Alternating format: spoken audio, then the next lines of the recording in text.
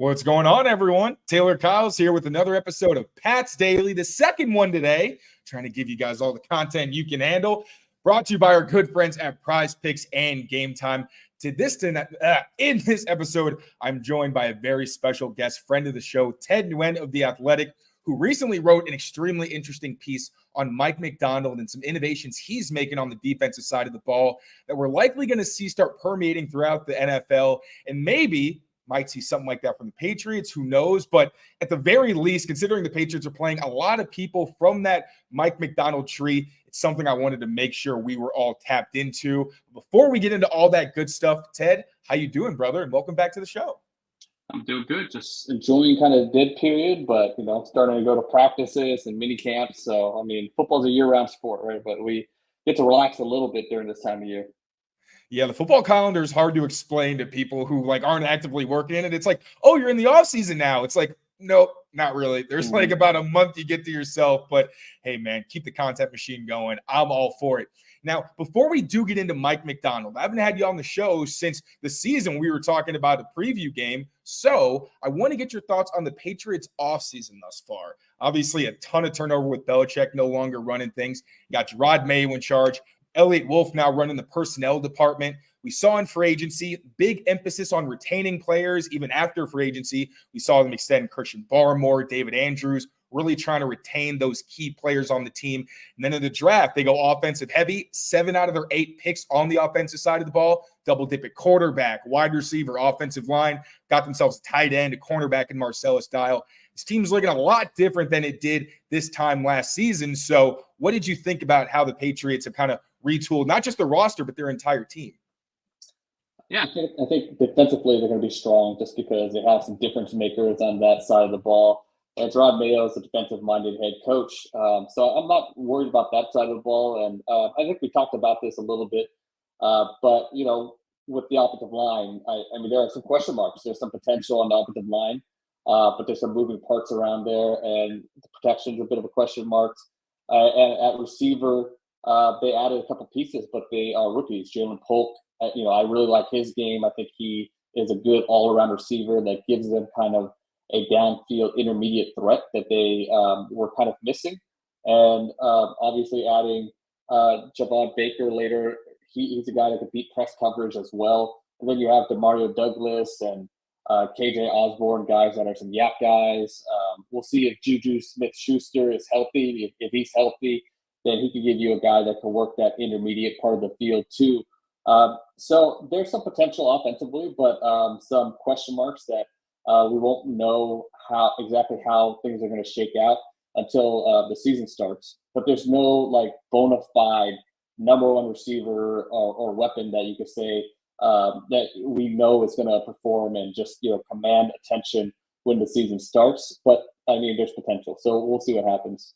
Yeah, for sure. I feel like the only way this team is really going to exceed expectation is if those young receivers can make some kind of impact, become regular contributors, but still very early on. Now, I am curious what your thoughts are on the quarterback situation. Obviously, Jacoby Brissett probably going to start the season as the number one guy, but Drake May, plenty smart, plenty talented.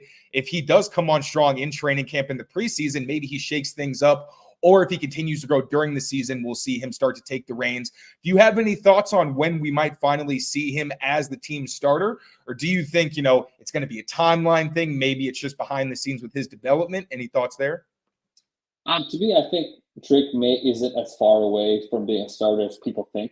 He does need some refinement as far as his footwork. And obviously, this is going to be an offense that is going to be very new compared to what he learned at North Carolina. And you could make the argument that it was very far from a pro style type of offense as far as the footwork he needs to learn and protections and all those things. So just getting a grasp of that is going to be big for him, just so he's not mentally swimming and just kind of refining that footwork. I think that's a big issue for him in college, but we've seen so many quarterbacks in recent years really correct their footwork when we get to the next level. So it's not a make or break type of trait, which is why I think Drake May is probably closer than expected. I think he should play this year at some point. I don't know at what point, if it's going to be mid-season, is it going to be 3 or 4 games into the season? maybe he advances further than people expect in the preseason and he takes a starting job. But I definitely think that he's a player that needs to get reps, and I think he can safely get reps without hurting his confidence this season.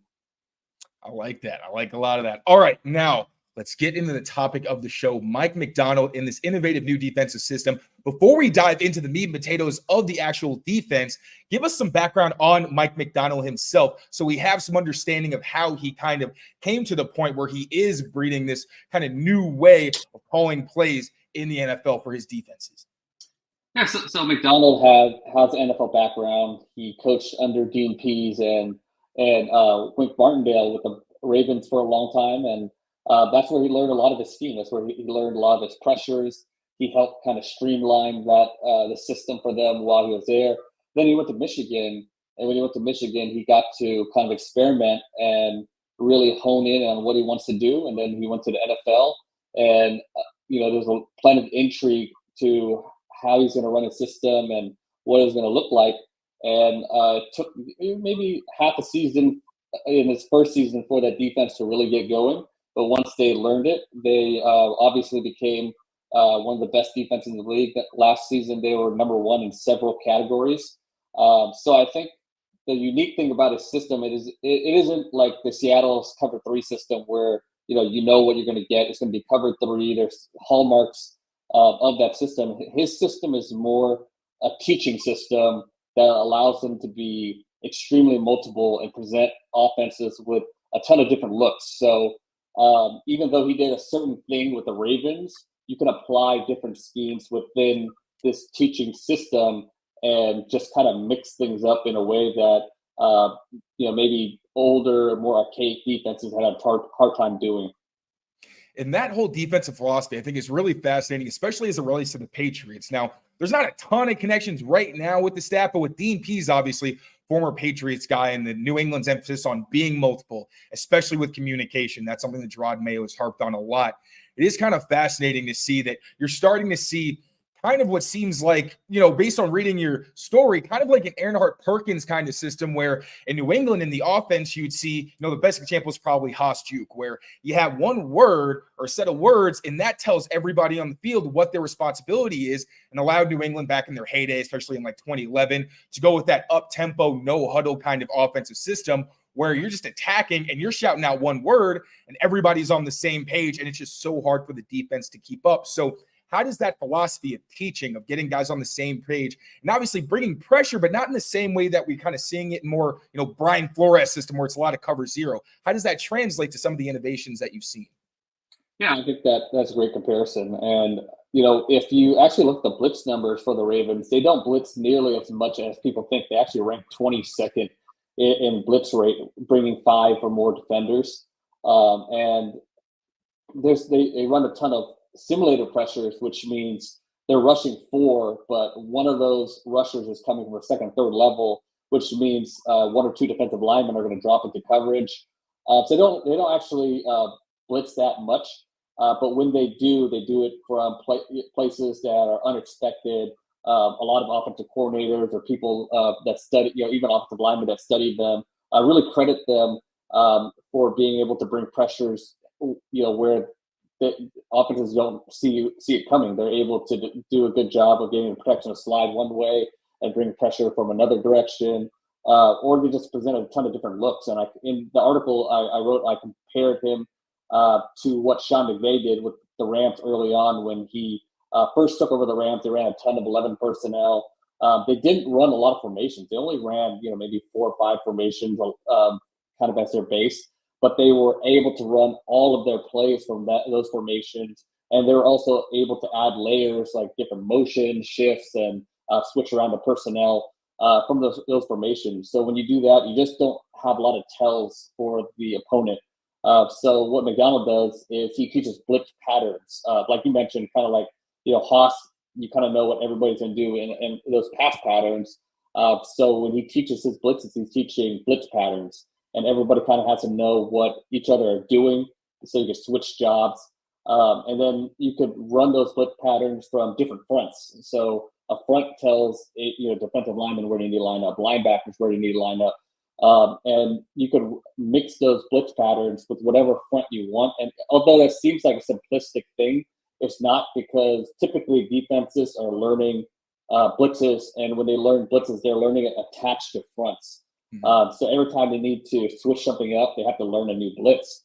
But with this system, when you're learning patterns and you're learning what each other are doing, you could just mix in a different front. And we'll look at a couple of examples of that in a second. But what that does is it just presents a lot of different things from offense. Every time an offense sees another front, they have to prepare for, okay, maybe this guy's coming, maybe this guy's coming, because we saw this on film. But all of a sudden, if you're going from week to week and switching what you're doing from those fronts, it's really hard for an offense to prepare for. Now, I remember last year with Cole Strange, there was a pressure that he led up against the Dolphins in like week 2, his first game back, 'cause he missed a ton of time during the summer program, and he let the guy straight through. And Cole Strange, like, he's a pretty smart guy. So I asked him after the game, hey, was that just like, did you make a mistake or was there miscommunication? And he was like, no, they just sent a pressure that out of that front. I hadn't seen it before, so I wasn't expecting the guy to actually come.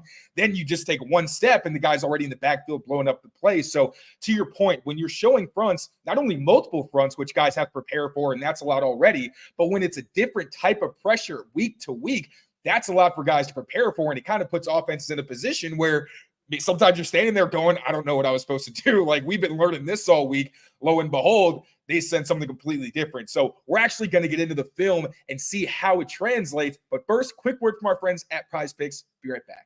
Get in on the playoff action and win up to 100 times your money on Prize Picks, as you and the world's best players take the game to a new level during basketball's postseason.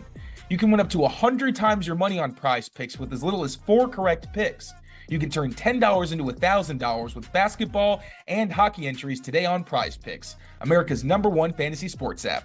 Prize Picks is the best way to get action on sports in more than 30 states across the country, including California, Texas, and Georgia. I personally love Prize Picks because they're super easy to use, easy to navigate, and they offer injury insurance, so your entries stay live even if one of your players gets injured. Quick withdrawals, easy gameplay, and an enormous selection of players and stat types are what make Prize Picks the #1 fantasy sports app. Download the app today and use the code CLNS for a first deposit match up to $100.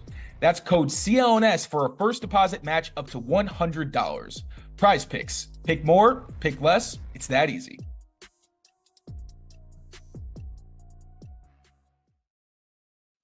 All right, so we got some film examples of these types of Mike Macdonald pressure. So, Ted, feel free to pull that up and we'll dive right into it. I'm excited to hear what you got to say. All right, let me work this. Okay, so we're going to look at a couple examples from the Ravens Seahawks game from last season. And we're going to look at one of the Ravens' most popular pressures, and that's going to be a pick stunt. And it's one that teams have really struggled to pick up, and it's one that Justin Matabuke and Patrick Queen just feasted on last season. So first, we're going to look at the situation. It's going to be 3rd and 11 from the 46-yard line, and let's look at the coverage structure. So one thing that McDonald does a little differently than Martindale or Dean Pease is they ran a lot of their pressures out of 1-high structures, and McDonald kind of mixes what he does with, kind of those Fangio principles, and he runs a ton of 2-high. So he's blitzing and running those simulated pressures from 2-high. And here, and from those 2-high structures, he can rotate into 1-high. And here we're actually going to see a 3-high structure, which is kind of college-y. And they're going to rotate into a 1-high defense from this coverage structure. And the Seahawks, so one thing this type of defense does, and when it can be this multiple, it forces offenses to, it limits offenses and what they can do, because, sometimes you're just going to have to get into 7th-man pass pro and just use your rules to pick up blitzes because you don't know where it's coming from. When you have a better idea of where it's coming from, you can get away with being in 6-man protection and, guiding the back to where they need to be or throwing hot. But when you don't know, you're kind of stuck in this 7-man protection world, which means you only have 3 receivers downfield. And when you only have 3 receivers downfield on 3rd and 11, that's a hard world to live in. So that's what the Seahawks are doing. They're going to put, I think that's a tight end and running back in the backfield. They're going to have a 3-man route structure. And then the Ravens are going to have 1, 2, 3, 4, 5, 6 coverage.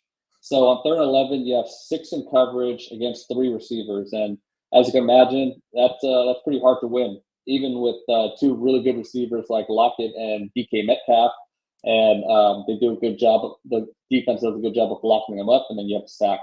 So let's look at the front, and this front is one of the McDonald doesn't run a ton of fronts, like that Sean McVay example. He didn't run a ton of formations. McDonald doesn't run a ton of fronts, but out of those fronts, he can be extremely multiple, run all your pressures and move players around. So here you have an overload front, which just means you have 3 defensive linemen on one side, and that's going to force the offense to slide their protection that way because obviously you want your bigs on bigs. And then you're going to have Roquan Smith mugged up on the A-gap, and then you're going to have Patrick Queen who's going to creep up into the line. And Pierce, who is lined up as – can you see my mouse, by the way? Yeah, I can see it. Okay, yeah. So Pierce, who's lined up at the 1 technique, his job, this guy's job in this pressure pattern, and we'll see somebody else do it on the next example, his job is to get the center to step away from Matabuke and Queen. And that creates space for Matabuke and Queen to get their pick stunt going. And you can see both blockers in the backfield are going to be focused on Queen. They see him coming, and Queen's job is to hit that inside shoulder of the guard and free up Matabuke to get inside. So he's going to hit the guard. You're going to have 2 players on him, which leaves nobody for Matabuke, who's going to get in free and get the sack. So essentially, Queen is going to take 3 players out. He's going to take the guard out, and he's going to take both blockers in the backfield out. And that's going to leave Matabuke, one of the best young defensive tackles in the league, wide open for sack. So you really mess with the numbers advantage there. You have a 6-on-3 in coverage, and then you have 3-on-1 against Queen, which leaves you with a free runner, even though you're in 7-man pass pro. And you can see how this is a very hard type of pressure and hard system to prepare for. Yeah, I remember, I think I was preparing for the Chargers game and saw the Ravens were just using a ton of these. I remember there was one where, I forget if it was Queen or Roquan Smith, but they were trying to pick, and it worked so well. They actually got wide open and had a straight path for the quarterback. Remember, he looked back and was like, oh, wait, I could have just kept going. It was like a little glitch. But another thing I noticed, one, completely unfair to have someone like Roquan Smith who can carry in the middle and just run with Jackson Smith and Njigba right up the pole. That's not cool. But also, one of the things is, even though you have 7 in protection, you're trying to muck up the middle to make sure that when you know these pick stunts are coming, you don't want to just let these guys come right down the middle of the defense. But also, it frees up the edge guys too, because there's not a lot of help you can give them if you're trying to come up the middle. So on top of having to deal with that, if you have good edge rushers, they get one-on-one opportunities. Absolute nightmare scenario for a defense, man. This is tough. Yeah, and that's why guys like Kyle Van Noy and Davian Clowney had career years playing in this defense, because they just saw a ton of true one-on-ones with no chip help, because those running backs had to worry about other things. And you mentioned Van Noy. What this reminds me of, the Patriots overload front. I think they just call it a load front. But they use a ton of this too, especially when you're talking about the second dynasty, which Kyle Van Noy was obviously a part of, where you'd have guys like Jamie Collins and Dante Hightower, and they would create so much trouble in the middle. And you did see with Kyle Van Noy, he's so good at capitalizing on those opportunities when you've got linebackers and penetrating interior defensive linemen who create a ton of havoc on their own. And then you're just win your matchup. And then it's just a ton of things for the offense to prepare for. So anything, you got any other clips, or is that the main one? Yeah, we'll look at one more. Let's go. You're spoiling me, Ted, but I appreciate it. Yeah, so like I mentioned, you're able to run so many different type of pressures from different fronts. So that presents problems for the defense and for the offense and protection scheme. So now you're going to be in a classic wide double A-gap mug front, and when you see that front, you're expecting maybe a zero pressure or your classic center read pressure, but then they run their pick stunt out of it. So again, maybe they're not expecting to see pick stunt out of this type of front, but because of the way the Ravens do things, they can easily call this type of defense with this front. And Now, Roquan Smith is going to be on the overload side. So he's playing Antonio Pierce's role, and he's going to take the center away from the pick stunt. Queen and Matabuke are doing the same thing. And then you're going to have Jadeveon Clowney dropping into coverage. So you can see that's the pattern for this particular type of pressure. This is the pressure pattern. Everybody knows what each other are doing. So it's very easy for Queen to switch roles with Pierce because he understands what Pierce's role is in this type of pressure. Mm-hmm. And are there do you know any of the specific names they use? Is it something where you hear it and then everybody immediately knows because the way it sounds, kind of like how you have a NASCAR package where you hear it and you're like, oh, you want speed. Is there any kind of terminology like that? Now, I can't give away the exact names they use, but I can tell you that names are a very important part of this system as well, because they purposely name things just to make it easier for players to understand what kind of world they're in. So, in defense, and in football in general, but more so on the defensive side, you have all this terminology from different eras, from different systems, and they kind of get garbled together in this big old Frankenstein type of playbook. So, what McDonald has done is he really kind of streamlined the naming and categorization of these pressures. So, for example, let's say, just as a example, if you have an NBA team name, so all these players know, all right, if it's an NBA team name, then we know we're in this type of pressure pattern. We know, for example, we're in this pick stunt type of world. And then if we hear, let's say, what's a team name? What's the NBA team name with the M? Is there one with the M? Magic. Yeah, Magic. There you go. So the first letter of Magic is M. So we know the Mike is going to be the guy who picks the tackle. Okay. So NBA team name, we know we are in this pick stunt world. First letter M, we know the Mike is the guy who's going to set the stunt. So it's things like that kind of make it a little bit easier on players. So I want to see, run through this and see how it actually works out. But I'm also curious afterwards if there's anything that you've seen where people have had success actually countering this so far. If it's just kind of one of those things that's so new, we're probably not going to see that kind of progress until next season. Okay. Yeah. So again, the first part is going to be Smith, who's going to take the center away from the play, and he's going to be mugged up first. So the line is going to slide towards him, exactly what they want. He's going to take the center away, and that's going to create space for Queen and Matabuke. This time, it's going to be the running back is out in a route, so there's really nobody to help on this situation, and Matabuke is going to be scot-free again. He doesn't quite get the sack this time, but anytime you have a free runner, it's going to be tough for the quarterback that have to deal with it.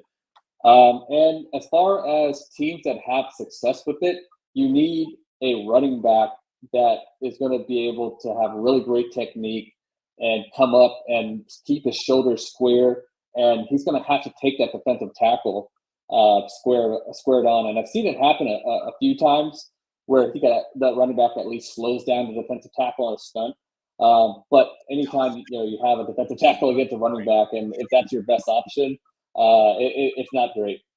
And there's not a lot of options they give you, because just looking at this play, the center thinks he's doing the right thing by helping out with Queen, but no one on that offensive side can anticipate that Matabuke is going to be coming, because obviously they're already preoccupied. So from a Patriots perspective, you're hoping Ramondre Stevenson, Antonio Gibson, a couple of big physical backs with experience in pass pro. You're hoping from that perspective that they can buy those extra couple of seconds, probably not expecting them to just lock up Justin Matabuke and be able to hold up. But, man, this is tough. So we're also going to get into kind of a wider league perspective in terms of some of the disciples of this Mike Macdonald tree, how we might see this permeate throughout the NFL. But first, quick word from our friends at Game Time. Be right back.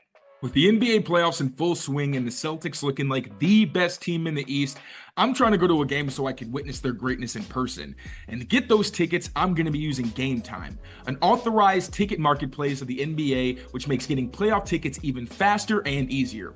Prices on the Game Time app actually go down the closer it gets to the tip-off. With killer last-minute deals, all-in prices, views from your seat, and their lowest price guarantee, Game Time takes the guesswork out of buying NBA tickets. Buying tickets on Game Time is extremely easy. All you have to do is click on the team that you want to see, browse through the available options, then click on those games. Then you can go through filters like price, where you want your seat to be, all that good stuff. Click, get a panoramic view of the seat that you're going to buy, and it can be as easy as a one-click purchase for your ticket. Take the guesswork out of buying NBA tickets with Game Time. Download the Game Time app, create an account, and use code CLNS for $20 off your first purchase. Terms apply. Again, create an account and redeem code CLNS for $20 off. Download Game Time today. Last minute tickets, lowest price, guaranteed. All right, Ted. So the Patriots are playing a lot of people with Mike McDaniel's connections. Anthony Weaver of the Dolphins, Denard Wilson of the Titans, and Jesse Minter of the Chargers, as well as obviously Mike Macdonald himself. They're going to face off against the Seahawks in week 2. So considering there's so many different branches of this Mike Macdonald tree, are you expecting any kind of different maybe innovations where they add on? As we always see, everybody's kind of got their different spin on these systems. And are there any characteristics that you've already seen that kind of overlap? Yeah, I mean, like I mentioned, it's going to be interesting because this is the first year where it's really kind of spread out. Last year, it's only McDonald running the system. This year, you have assistants branching out. You have Minter, who's going to be running a very similar system. And to me, like, this system isn't just like, all right, we're going to blitz out of too high, run simulated pressures out of too high. It's a teaching system that allows you to integrate whatever type of schemes you want into it, but also present the offense with multiple looks. Obviously, simulated pressures are always going to be a big part of it, but I think, whatever coverage you want to mix into it, whatever types of pressures you want to mix into it, that's going to be up to your discretion. So, maybe the Dolphins want to play a ton of man coverage, and they could do that and run a bunch of man blitzes and mix things up that way. But it's not like a cover 3 cookie cutter type of system.